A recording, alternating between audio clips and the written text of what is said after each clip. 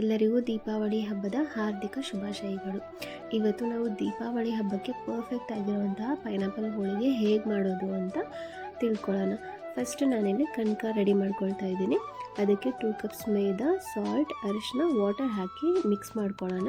ನಂತರ ಅದಕ್ಕೆ 2 spoons oil ಹಾಕಿ ಸಾಫ್ಟಾಗಿ ಈ ಥರ ಕಣಕ ರೆಡಿ ಮಾಡಿಟ್ಕೊಳ್ಳೋಣ. ಅದನ್ನು 1 ಅವರ್ ಹಾಗೆ ಆಯಿಲಲ್ಲಿ ನೆನೆಯೋಕ್ಕೆ ಬಿಟ್ಬಿಡಬೇಕು.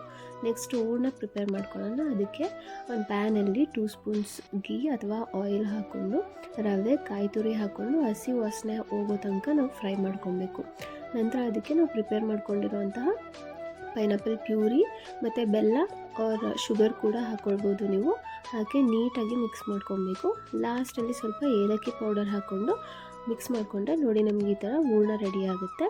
ನಂತರ ನಾವು ಪ್ರಿಪೇರ್ ಮಾಡ್ಕೊಂಡಿರುವಂತಹ ಕಣಕ ಸ್ವಲ್ಪ ತೊಗೊಂಡು ಅದಕ್ಕೆ ನಾವು ಹೂರಣನ ಸೆಂಟ್ರಲ್ಲಿ ಈ ಥರ ಇಟ್ಟು ನೀಟಾಗಿ ತಟ್ಕೊಂಡು ಅದನ್ನು ನಾವು ಹೆಂಚಲ್ಲಿ 2 ಸೈಡ್ ರೋಸ್ಟ್ ಮಾಡಿಕೊಂಡ್ರೆ ನಮಗೆ ವೆರಿ ಸ್ವೀಟಾಗಿ ಸಾಫ್ಟಾಗಿರುವಂತಹ ಪೈನಾಪಲ್ ಹೋಳಿಗೆ ರೆಡಿಯಾಗಿದೆ. ನೀವು ಹಬ್ಬದ ದಿನ ಟ್ರೈ ಮಾಡಿ ಹೇಗೆ ಬಂತು ಅಂತ ತಿಳಿಸಿ. Thank you.